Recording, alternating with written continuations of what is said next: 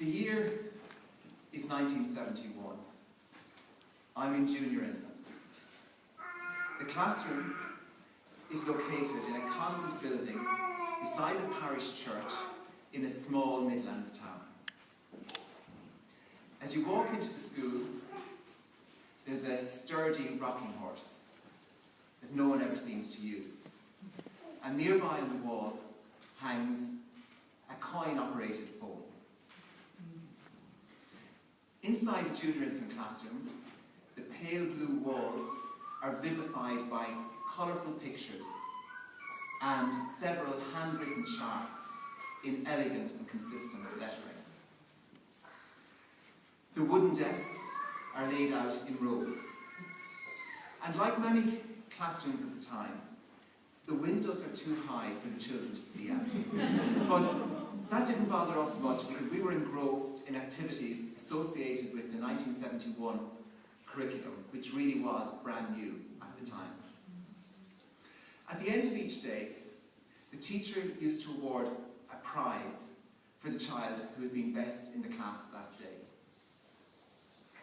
Now, I don't remember what the criteria for making the award was, but I do remember on one particular day, the prize was to be a thin, cylindrical lollipop with a clown's face on it.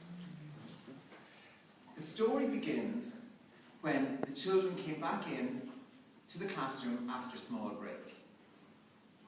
The lollipop, that day's prize, was missing. The teacher was unhappy, so an interrogation began. Who took the lollipop that was on my desk?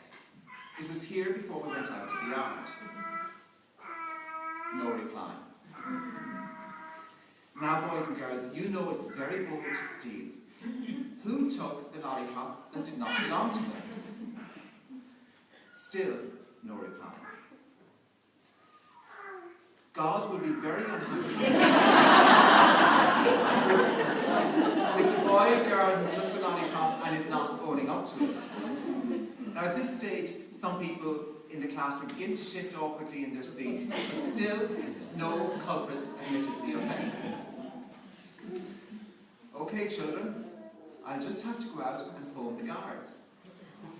They'll come, and they'll put powder down your throats, and they'll be able to tell who ate the lollipop.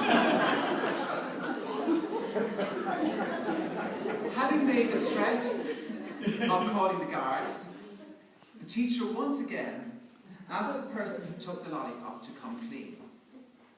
But no one did. The teacher began to walk towards the door as if she was about to call the guards.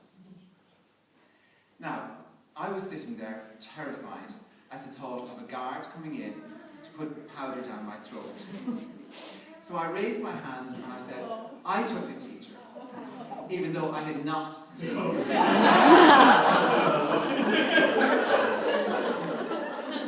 So, why tell this story that happened over 4 decades ago?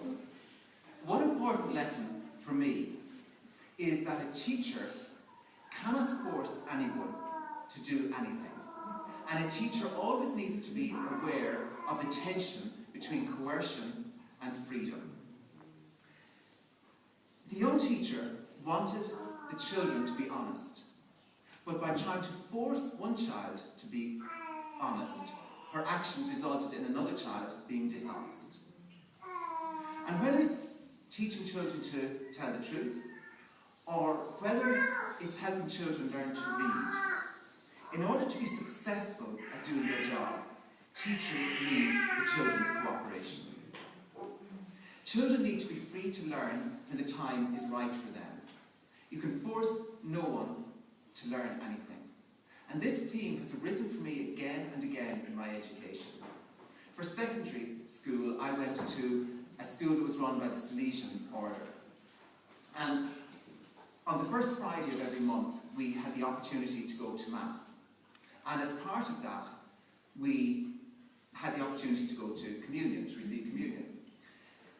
In many schools, going to communion meant that you filed out row after row and went up to the altar and then returned to your seat in an orderly manner. But that practice was not put in place by the Salesians. The founder of the order had said that students should have the freedom to decide whether or not they wanted to go to communion.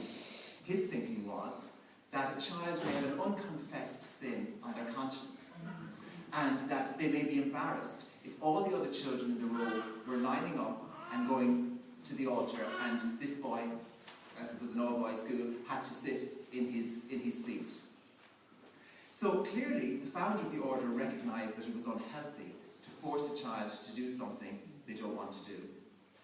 When I went to St. Pat's, I remember our philosophy lecturer, Joe Dunn, telling us that children can only learn to obey if they have room to disobey.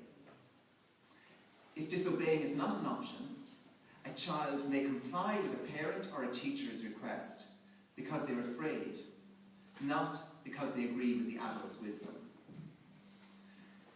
Later, when I began teaching, one year I had a class that was difficult to manage, and the principal introduced me to a book with a clever title, He Hit Me Back First.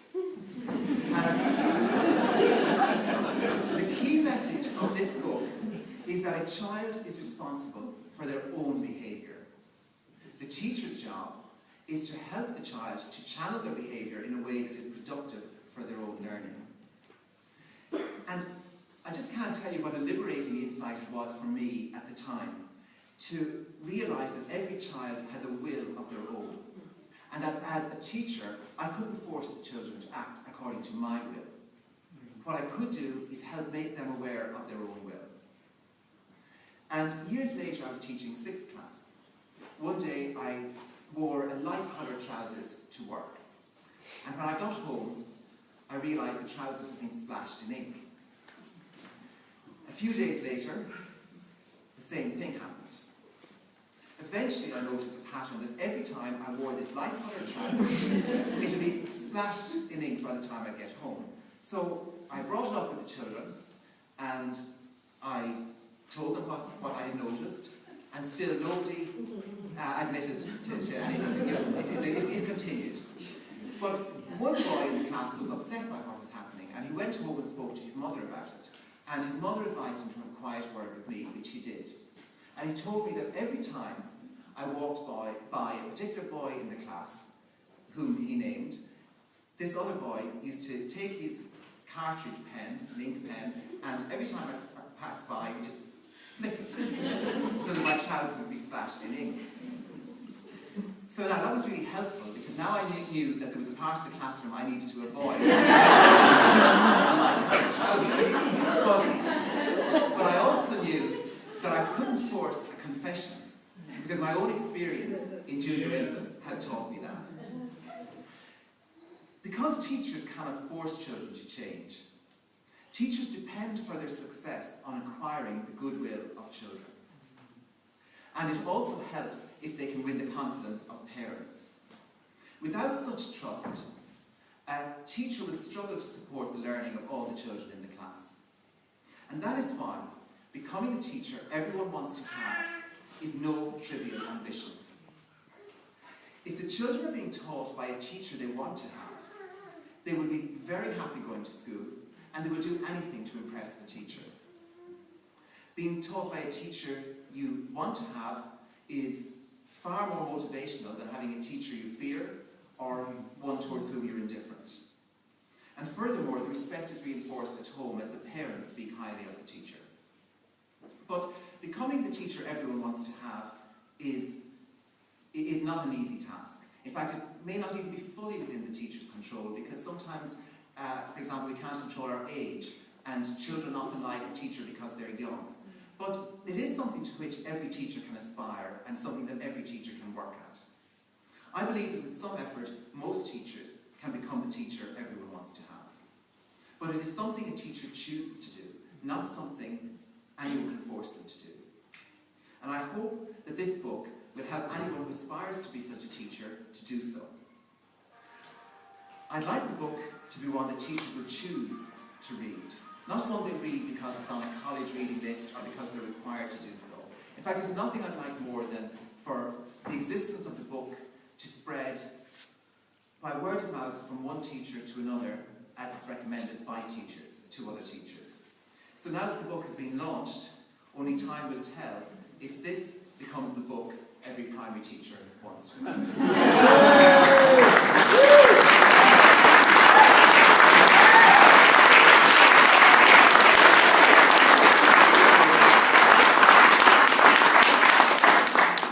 I'd like to thank everyone, before I finish up, who contributed in any way to writing the book, especially to the Alliance for Catholic Education at the University of Notre Dame, which is represented this evening by Jonathan Tiernan. I'm not sure if Jonathan's here. Yes, he is. Yes, Jonathan is here. And also I want to thank Carmel and Martin Nocton, who established the Nocton Fellowship.